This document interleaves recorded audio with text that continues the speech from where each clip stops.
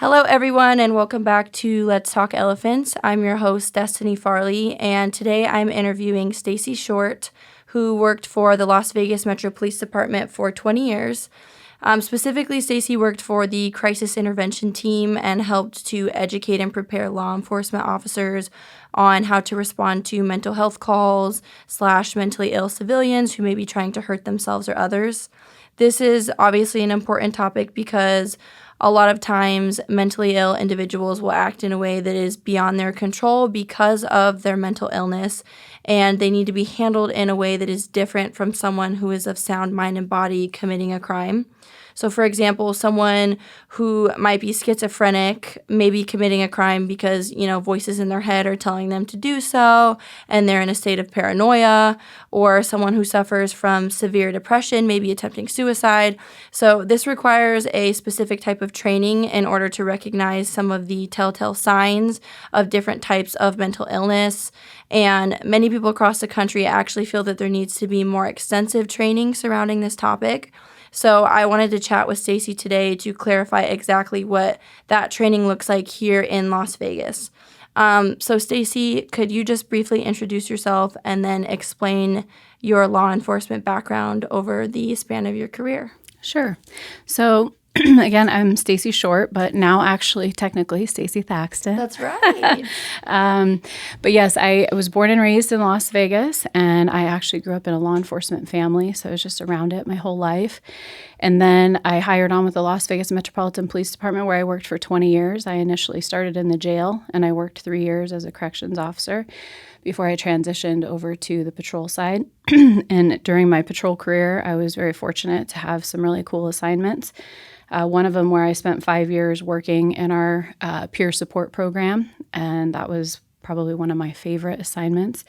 And then lastly, I retired out of the crisis intervention team, which falls under our Office of Community Engagement. And we specifically train those officers very extensively on how to encounter and properly deal with individuals suffering with different types of mental illness. Right. So obviously responding to mental health calls requires like a balance between maintaining the safety of the people around them and then also providing some compassionate care to the person who is struggling with whatever the mental illness is. So can you just sort of break down how officers are trained to maneuver this fine line and how they're educated on those matters, whether it's the content of the classes that you're in or teaching, the different types of disorders that they're learning about? Do they do simulations? Like, what does it look like to be trained for something like this? So actually all of the above of what you just brought up.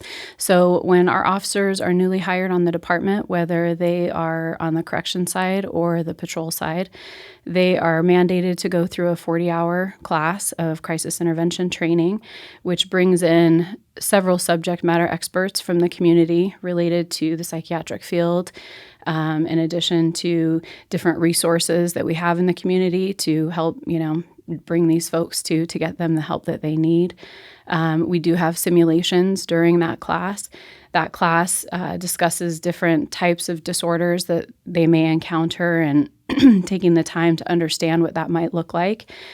It's only 40 hours, which seems like a lot, but in real life, that's really not that much time to really understand the whole scope, because when you're a patrol officer or you're in the jail and you're responding to these folks in crisis, as you know, it's very dynamic and you don't have a lot of time to necessarily think through everything the way you would if, you weren't in that type of a situation. So we do the best we can with that training. Like I said, they're introduced to different types of mental illnesses. They go through simulations where they actually have to put on headsets and feel what it would be like if voices were talking to them, when you mentioned that earlier. So if you do encounter a subject that has the voices trying to tell them to either hurt themselves or someone else, hopefully the officer is able to identify now, after going through that training, have that perspective of what that must be like for them. And it helps us to be able to pause and slow down and look at different options to deal with them in a way that's going to be more effective. Mm-hmm.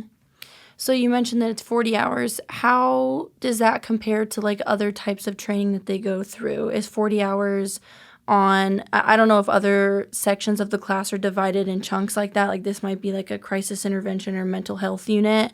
Do you feel like 40 hours is enough time, or do you feel like they need to spend more time than they currently do training on that type of stuff, especially after the experience you've had with it? Well, I feel like the majority of that's a huge block of training when you look at any one specific block. The thing that's wonderful about the Las Vegas Metropolitan Police Department is one of the biggest focuses they have is in regards to training and constantly updating that and continually training the officers. So that 40 hours is just their initial training once they become a new officer. Once they've graduated and got through their field training, they're going to have every year a mandate through legislature where they have to continue that mental health education or mental illness awareness education. Okay, so it's not exclusively 40 hours. It's usually like built upon after that. Do they have to continue to like pass tests and things like that, or is it just something like where if you have a license to do something, you have to renew it every certain amount of time? Sure. So they go through their initial 40-hour certification, and then, yes, we have a program online where we have to do so many mandated credits or hours of training every single year. So a lot of that includes that additional training. So it's always updated on current topics, and just to make sure that they're continually aware. Do you guys use like the DSM-5? I think that's the most recent version of like the mental health book or whatever. But do you guys reference that in the class, or how do you pull like which mental health disorders you're going to educate them on? Like what's included in that? So we have doctors that come from the state. Like I said, they're subject matter experts that come to educate. And they do pick certain topics, but it's going to be the ones that are probably the most frequent. So we do, of course, like the depression, and let's see, bipolar, just the common ones that you're going to run across. Mm-hmm. The thing that I think is important to remember as an officer, as much as you wear many different hats, and sometimes it feels like you have to be a social worker or a counselor of some sort, we aren't trained for that. We don't have always the luxury of having that extended education in those fields. So I think what we try to do is focus in on the ones that are going to be the most important, the ones that are going to be, the most exposure when they're out there handling those calls. And then those are the ones they get the breakdown. So, again, 40 hours isn't a lot for that, but they do try to make sure that the officers have some awareness to what those things look like when they are exposed to it. Right. What are some of the most obvious signs that someone is mentally ill, like on a call? Like, is there something, like if someone, whether it's schizophrenia or someone's having a manic episode, like what are some of the most obvious signs that someone, even if it's not an officer, even if it's someone listening, that they could look out for those signs? So I think a lot of that comes with experience, and thankfully, when you're responding to a call, generally we're given information from the call taker or whoever's, notified us that there needs to be some type of response. So you're going to try to gather as much information as you can. Hopefully some of that history that's going to come from maybe people that are familiar with this individual is going to help you to identify whether it is truly a mental health episode, or because as an officer, you don't always have that luxury to know, is this a drug-induced, episode, or is this truly a mental health episode? And a lot of times it's a co-occurring thing where you have a mentally ill subject where now they've taken, they self-medicate, and now it's just made their issues that much worse. So right. We don't, I can't really say that we can identify, and we're trained to not diagnose and not identify that. We're trained to know that there are certain things you look for, and if the individual is falling under certain risks to themselves or others, then obviously we have things in place of how we're going to handle that call. Mm-hmm. I don't know if this would fall under Metro or if it would be, some other state program or institution, but do you guys have people specifically that, like, once it's been determined that it's a mental health call, like schizophrenia or bipolar or a suicide attempt, do you have people that are specifically trained in, like, talking someone off of a ledge or dealing with someone who's in a state of paranoia that respond to that call, or is it just the officers? So because all of our officers now from 2014 forward are CIT certified, they do understand that if the call criteria meets a certain, certain criteria, then they're going to go ahead and regard that as a crisis intervention call. The officers that respond will have that training. But recently, we actually were fortunate enough to have the crisis response team that just started out as a pilot program, but they're trying to eventually go valley-wide. They still are only in some area commands. But what that is it's an ambulance, basically, and it has a social worker on the ambulance along with an advanced EMT.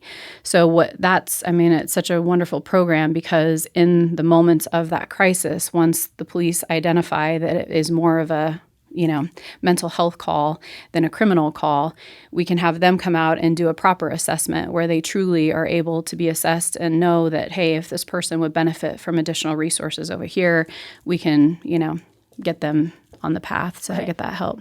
So until that person gets there, because, I'm assuming the officers are like the first responders. Mm-hmm. So if they're coming up on a scene where someone's violent, or even if they're not violent, if they're having some kind of episode, what are some of the key de-escalation techniques for like the different types of mental illnesses, or how are they trained to respond to those things? So, of course, they want to safety first, like you mentioned early on. That is the biggest thing, not just for the individual, but for other people that potentially could be in harm's way. So for the officer to identify if this is something where this is isolated with just this person, we're trained to, as far as the de-escalation, to try to establish a sense of rapport with this individual, if that's possible, if they're even able to communicate, so that hopefully once we can get them, focused on us, then we can start to get them, a little bit more calmed down and leveled out before, something goes too crazy. Mm-hmm. Have you been on calls like this, or do you just do the training portion? Oh, I mean, throughout my career, for sure, especially working in the jail, you're working very closely with a lot of individuals that struggle with mental health issues. So it's really, a lot of it is really talking to people and having patience and understanding. Unfortunately, a lot of these encounters can have a violent side to them, and sometimes there's weapons involved, so you don't always have that luxury of the patience and the time. Sometimes you're forced to have to make decisions, and hopefully with the least amount of harm to anybody. Yeah, exactly. Yeah. So if you guys have patient, or whatever you call them, inmates, or that are mentally ill, and you're aware that they're mentally ill, or they're put in jail because of them committing some kind of crime when they were mentally ill, are they offered like medication for the illness in jail, or like how, because I know, for example, people, I keep thinking of like schizophrenia. Mm-hmm. They're all kind of similar because people take antipsychotics for schizophrenia, people take antidepressants for depression, or SSRIs, or anti-anxiety for anxiety. There's different kinds of bipolar meds. So if you guys know that someone is mentally ill, do they have access to prescription medication in jail? So yes, we have a whole section in the jail that is dedicated to psychiatric care. So they are, again, assessed by psych doctors that can go through their history and, truly recognize if they need something. And if that's the case, then they will set up whatever their medication program would be. Okay. Kind of circling back to the training, who is teaching the classes? Is it just, other law enforcement officers or people that work for Metro? Or do you guys ever have, like, psychiatrists or psychologists or doctors come in to do these classes, or guest speakers and things like that as well? So it's actually a combination. The majority of the training, I would say, is outside subject matter experts. So yes, we have doctors that come from the state, resident doctors, that this is their specialty. So this is what they're coming to educate our officers on. We have a portion of our training for like excited delirium, let's say, that is a retired officer that gives that topic, but he's also got his accreditation for teaching, and he's, testified all over the country for that kind of stuff. Mm-hmm. So when I was involved in the program, and I believe that they're still continuing to try to make sure that they're bringing in very credible. We have nurses that come from different colleges, and then that way they're getting the kind of training that is the most, up to date and beneficial for them, because again, as officers, we're not always experts in those fields. So we believe, that it's important to make sure that you're bringing in those outside sources that have that training and experience to be able to educate them. Have you ever, as a teacher encountered, because obviously there's people that enter professions for the wrong reason in any field. This is one of those areas where it catches more heat for it, and there's more eyes, understandably, on the type of people that are trying to become officers. Have you ever been in a class or encountered someone that you knew just like didn't have the compassion or the patience in them to do something like this? And how do you handle situations where you feel like someone is like in the wrong place? Oh, that's hard to say, because again, in 40 hours, yes, you can definitely recognize the ones that it's a more natural, part of their personality or mindset to have those characteristics versus not. But I think that one of the things that I think the department does so great is from the time that you hire on, you have, such great leadership, you have such good training in every part of all the sections that you work. And because I feel like they're constantly making sure that the supervisors are looking out for their people. So let's say someone does get through the class that maybe we didn't see was going to be the best fit out there in the field. I feel like those supervisors are going to eventually recognize that, hey, this person probably needs some additional training to address the fact that they're not, utilizing the techniques that they were trained in the beginning or whatever. I believe they stay very on top of that because they want the training is a big deal to this agency. I know that. And I know that they really care about making sure that the officers are showing the community how much we care. While I was still with the department, we were fortunate enough towards the end of my career to bring on social workers that actually partnered with us to where we go out in the field.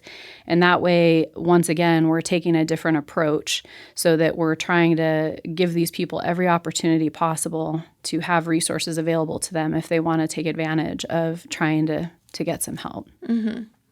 So have you seen officers respond inappropriately, or like what is considered an inappropriate response to a crisis?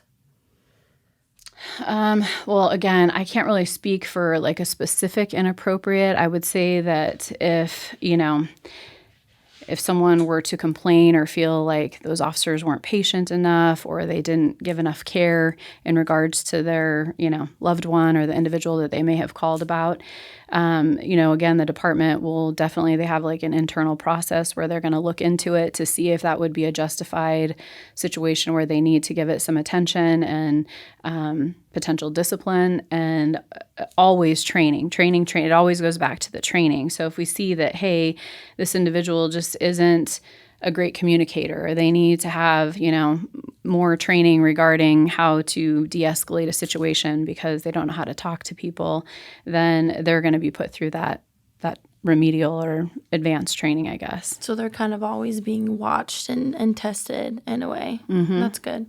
I know the reason I ask is I had a friend, her husband has been a struggling addict for some years, and it's a very unique call. Like the situation she was explaining to me, you just don't think about people, like everyday people being in that situation. I guess it wouldn't have been like a DV call, like a domestic violence call, but she he was like he was high, and I think he was trying to break into her house or was being very loud and aggressive, like with his voice, or I can't remember the details of it. But she got to the point where she's like, if you don't stop, I'm going to have to call the police. And she did end up having to call the police. And she was trying to, and this isn't to say that every situation goes this way, but she was telling me that she was upset because she was having to explain to them, like, he struggled with addiction. This isn't who he is. He's high right now. And they were being very, like, rough with him and being dismissive of her and not hearing her out and just kind of, I don't know if they were trying to arrest him or what they were trying to do, but she was getting, like, emotional to the point where she felt, like, very, like, unseen, like you were saying, and unheard. And she was, like, started to yell at them and, like, was scolding them and telling them, you should have been trained in this. There's no reason why I should have to be the one to explain to you that this is abnormal behavior for him. He's under, the influence of substances. So that's what I'm assuming. Something like that would be considered, like, not appropriate. And would they have to go through more training? So see, that's a really, that's a very broad topic, because without being there, without having, like, all of the details of how it truly unfolded, what's tough about that is you have to think, as an officer, again, you're very limited to only the details you have when you arrive on that call. So you can't assume that an officer could know that this isn't his normal behavior. And not everybody under the influence of a substance is going to react the same. You're going to have some people who are going to, be your woohoo, good time, crazy. Some people extremely violent, some people nonverbal. I mean, and depending on the substance, right? So it's going to have such a different variable for every single individual. So I think sometimes that is... I'm sure it's challenging for people when they're dealing with the police and it's not handled the way that they hope that it should be or that they think it should be.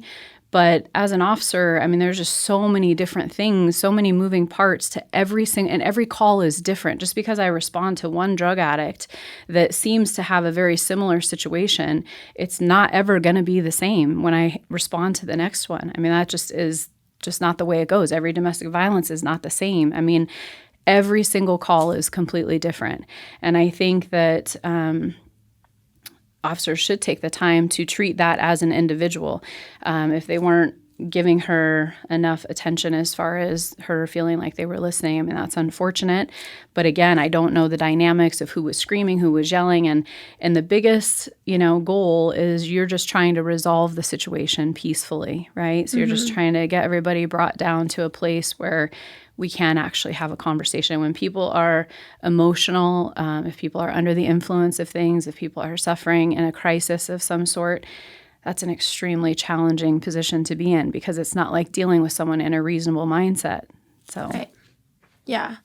There's a lot of different emotions that come into play. My last episode that I just recorded, my guest, her son had committed suicide. So there was a police response, and she was expressing that she was very upset because they were grilling her husband because they didn't know what the situation was yet. So, I don't remember if at that time she had known that it was a suicide, but she told me that she got very defensive and was angry at the police because they were giving her husband, like, the third degree. And I talked to my dad about it later because he was law enforcement forever. And he was like, that's just what you have to do on a call like that to rule that out. So I see both sides because I can see how, like, you guys have things that you have to do to execute your job and do it effectively and safely. And that might not make everybody in the situation happy, especially if they're already very emotional. But I also see the other side where it's like, because you're very emotional and because you might be going through, a lot of these calls, these are probably the hardest things that these people will ever do for the rest of their life, if it's a suicide or a homicide, whatever. So that requires a degree of compassion that I wonder if, sometimes officers might have to desensitize themselves to like survive and do their job and not let it eat them up. So it's got to be this really challenging balance dynamic. For sure. And part of our training that we talked about, that 40-hour, are you familiar with TIP, the trauma intervention program here in the community? I might have heard of it, but I'm not familiar with it. Okay, they are just an exceptional resource. And so in a situation like what you were just talking about with your friend, hopefully those officers called TIP out to her, because TIP is a group of volunteers, and they respond out to critical incidents. And their whole focus, and this is what we train the officers in the very beginning, because you do have a lot to think about. You're regulating your safety, you're all these other things, that you want to make sure that that family is given the time, the compassion, the attention that they need. And that's exactly what TIP is designed to do. So that's an additional resource that we make sure officers know that they have available to them, so that, again, they can focus on the scope of whatever their job needs to be. So if there is an inappropriate response, like let's say violent, right? Which I'm sure is, I don't have the numbers on it, but I'm sure it's far less common than than officers responding appropriately. Let's say there was something where it was deemed that they responded inappropriately. What are the repercussions for something like that? Like, how are they punished? Are they allowed to return? Does it depend on the severity of, how they responded? What does that look like? So that's exactly what you said, the last part. It's going to depend on the severity of the incident. So it would be brought to the supervisor's attention if there was any type of a, inappropriate response. And that supervisor is going to review it and decide whether or not it needs to go to, a deeply internal investigation. If it's something that can be handled with just, I'm going to sit down and, have a discussion with you kind of thing. But again, it's all going to depend on the severity of the outcome. So one of those is going to be a case-by-case basis, too, where they're just going to look at every single incident. And they do take that very serious. I mean, they do have a lot of processes in place to make sure that our officers are held accountable, to make sure, for everybody out there, I've always considered, when I got into law enforcement, I believe that people do it because they want to help people. I mean, that's kind of the cheesy answer, is you want to make a difference, you want to help people. But I truly do believe that's the case. And just like in anything, you're going to have people that maybe don't feel that way. It's just like in any field. But this department does a good job at holding people accountable, so that if they aren't those officers that are wearing that badge with the oath that we all took, and doing it the way that they should be appropriately, that, they're going to have some consequences as a result of that. Yeah, so we're kind of venturing into, what people would refer to as police brutality, which was obviously a huge thing after the George Floyd killing in 2020. Sure. There was heightened awareness of it. There was a lot of call for, police reform, abolishing the police. It was pretty extreme. How did, your training or just, the aura of being in law enforcement change after that event? Oh, man, that was such a horrible time for so many different reasons. I can tell you that in all the years I had been on the department, and you go through every year of training with your riot helmets and your gas masks and all the worst case scenario training, I had never had to, activate all of that stuff until those riots came here, and all of the backlash for, people being upset. I feel like, and this is just my opinion, but I feel like, unfortunately, people's response to what happened was a horrible thing that happened. But I think that people made that into something that it never should have been. Do I think there should have been awareness that we need to recognize certain things and treat people a certain way if those things aren't being done for different places? Absolutely. But for people to start rioting and hurting people innocently, and, we were out there taking water bottles and rocks, and to the point that one of the nights I worked, we had an officer get shot, and he will never be the same. I don't feel like those responses are necessary to try to send a message that, hey, we need to have some change in things. I feel like it was such an outrageous reaction to, clearly, like I said, you're going to have issues everywhere just because you deal with people. And when you deal with people, things are going to go wrong. As far as the police reform and the talk of all of that, I know that, like I just shared with you earlier, we did bring on social workers to try to have a different approach to dealing with people that suffer with mental illness. But again, one of the big challenges in that is a lot of these individuals aren't, receptive to the help. We refer to them as service adverse, because it doesn't matter how much help you try to put in these people's lap. If they're not willing to take it, you can't make them take it. So again, it's just that huge, challenge and trying to find the balance and what you do that's being the most caring, appropriate thing to make sure the community knows that law enforcement is on their side. They're there to protect them. They're there to enforce the fact that there's a reason we have laws so that people can live, peacefully. And but that was a terrible situation for sure. Yeah. I mean, that whole year was just a horrible time for the country. That's when I started my podcast, was because of that year. Well, not because of it, but it just happened to be around the same time. So I'm someone who's very, I don't want to say the word liberal, because there's stigma attached to that. And I don't mean it in the way that stigma is attached to it. Like the dictionary definition of being liberal is being open to change. And that's how I mean it. So like, I've always been willing to speak up for things that I feel are not right, and banding together with people. And that's just a core part of my identity. However, that whole situation was too far. And you saw like the ugliest sides of humanity, and you saw what happens when people are hurt.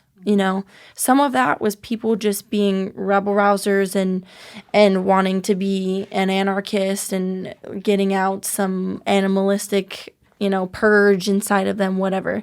And then there were a lot of people that were deeply wounded, right? And I don't believe in meeting violence with violence. I think it does nothing. I think that's war, and there's no winners in war. For sure. But I do think that, people do things outside of character when they're hurt. It doesn't mean that they're not responsible for it. It doesn't mean that it's okay. But I can see where, neither one of us can really speak on what it feels like to be, an African American in America today. So I don't want to go so far and to say like, oh, this is what it might feel like for them. But, if there's some part of your identity, the closest thing I can compare it to is like religion, like anything. It's the reason why people at their core get worked up about things and they're so divisive, is because whether it's, Christian values or African American heritage or being a woman, and like going through birth and going through, all the things that come with being a woman, there's a part of our identity that's connected to all these different things. And so when things happen that feel like threatening like that feel like it's a direct attack on your people, whatever it may have been, right? Like it triggers something inside people from a place of hurt, and I don't think it was handled correctly all the way around. That can be used for good, and that can be used to motivate change. And then there's some people that I feel like you turn to the dark side and they respond with anger, and they respond with hatred and violence. And I think that that's a lot of what happened. And I felt like just so depressed at that time for a number of reasons, and I'm sure everybody did. But, I had friends that were Black that I saw hurting so bad. And then I have family and friends that are in law enforcement that I felt sad for, because I'm like, people hate them for what? Because somebody else did something. They're making assumptions about this person because they have a certain job, which is not different than making assumptions about somebody because their skin is a certain color. And I stand back and I'm like, you guys are not in the same boat, but you're experiencing the same feelings right now, which is being excluded, being hated, divisiveness, and I just don't like that whole time was so bad, because especially the media was feeding into it too. Sure. And people just have so much more in common than anyone wants to have them believe, or like mass media or the government or corporations want to have them believe. So it was a really painful time because everybody was hurting, each other and not realizing that the real enemy is like always higher than that. It's always bigger than that. You know what I mean? And I think it was extremely unfortunate that that had to turn into a big racial divide, because it shouldn't have been about that. It should have been about the fact that an officer abused his power or didn't handle what he should have handled the way he should have handled it. It should have never turned into what it turned into, because it became so extreme. And like you just said, it became so divisive. And so, you know, like it just, I feel like people took that and ran with it in a direction that it just should have never gone to the extent that it did. Yeah, I agree that it should not have gone to the extent that it went to. I can see why people took it a racial direction, because, you know, they're looking at a series of events and connecting the dots there. And, you know, I'm not taking a stance on that either way. Sure.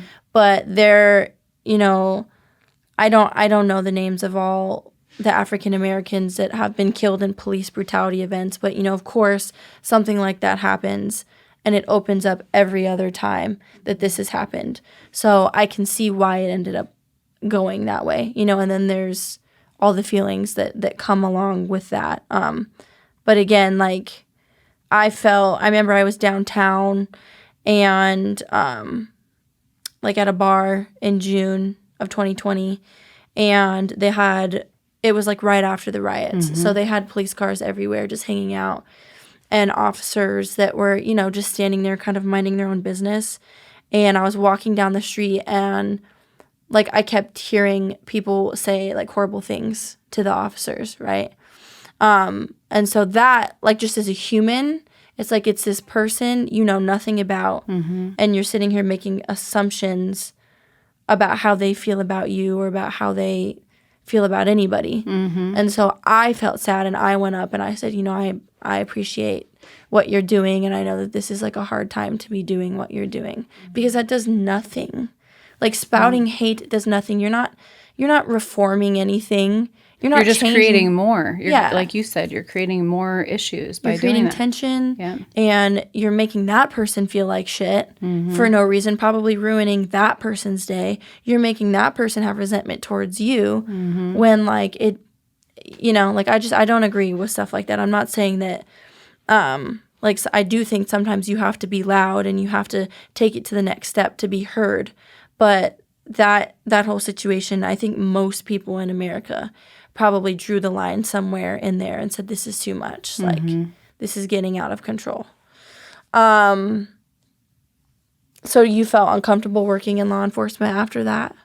Oh, yeah. I mean, prior to, well, for me, it started when Alan Beck and Igor Solo were killed, you know, just ruthlessly in Cece's Pizza. Back in 2014, because you had a guy walk in and kill 2 cops in uniform. So, I mean, as a police officer, I think you're always aware that, you know, not everybody loves police officers. It's not like you're a firefighter where they, you know, Right. you get a lot more love in that. But I think that for sure after the whole George Floyd thing, you know, that was a horrible, horrible time. I mean, you didn't feel comfortable being I can't say you. I would say that people definitely felt a lot less comfortable being uniformed. I mean, you saw the stuff on TV where they're going after police cars and they were targeting police officers, and it did become very, very ugly. So, you know, I think that it was a very, very rough time. Yeah.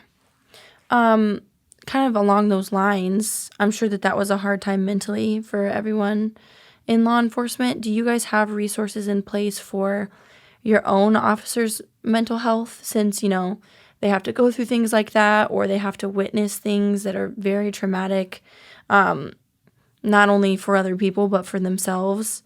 I have a statistic here that says between 7 and 19% of people in law enforcement struggle with PTSD, and that's just what's reported, right? Because it's like, I think it was like 75% of law enforcement officers are male, and there's way less encouragement for males to speak up about struggling with mental health and things like that. So that number could be drastically higher, probably is drastically higher. There's probably people that have PTSD that don't realize that they have PTSD or are struggling with depression and anxiety. So what kind of resources do you guys have in place for your own officers? So when I was doing my introduction and I mentioned the peer support program that we have what's called PEAP, the Police Employee Assistance Program, and that is just a group of peers, commission and civilian, that respond to any critical incident that an officer or a family member of the officer may have. So specifically exactly what you're talking about, whether it's death and grief issues, whether it's substance issues, whether it's family problems, whether it's a critical incident in the aftermath of that, they're required to go see a psychiatrist and make sure that they're good, to be released back to the workforce. The department does a lot of effort in the wellness regard for our well-being to make sure that we're okay. It still does get missed, kind of what you said when you were talking about, especially for people in this profession. I feel like as a police officer, your job is to solve problems and not let other people know that you can't solve your own. So it's a very vulnerable place for people to show that they're having a tough time, men and women. And a lot of statistics, and I don't know what the current ones are, but they will tell you that you have officers that definitely die by their own hand much more frequently than they do in line of duty deaths, just because, again, they aren't letting people know that they're struggling. I don't even have the numbers. We had several suicides from either retirees or current employees on our department over the last year. And it's devastating because you want to hope that, they would know that those resources are available to them.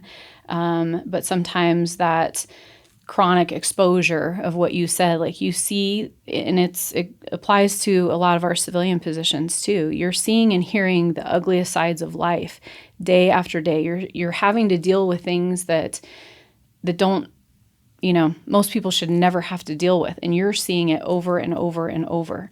And yet you're supposed to try to find some type of a little compartment to put that in so that you can go to bed at night or not try to self-medicate through using alcohol or,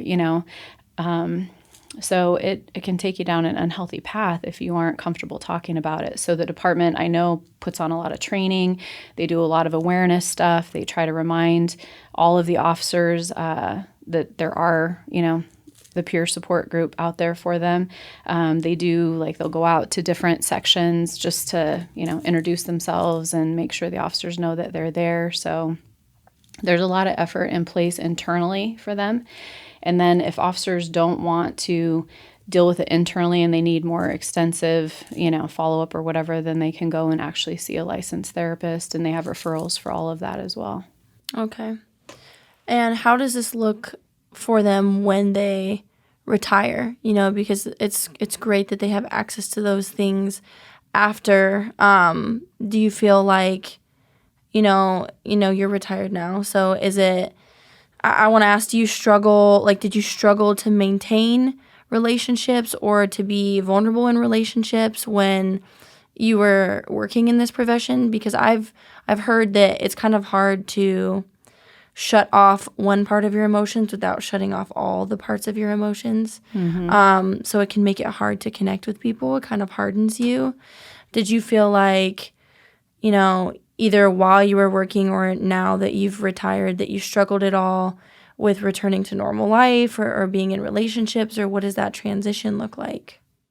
So I feel very fortunate because I think one of the things they teach you from day one of your academy is to make sure that you keep life outside of the department, to make sure that you have friends that are non-cop friends. So again, like what you're referring to, just keeping that balance in your life. Unfortunately, you do have a lot of people that identify so completely with this is their whole life. So I think for me personally, I didn't do that. I have a lot of, external things and interests, and I didn't actually retire. I bought a deli, so I'm, Right. Totally different field, but it was a good transition for me personally. But I do think, and the department just implemented a retiree support group, which was really smart because, like I mentioned earlier, we've had some retirees recently commit suicide, and I think they started recognizing that for some of those folks, they needed to have that continued connection because maybe they don't have the family support.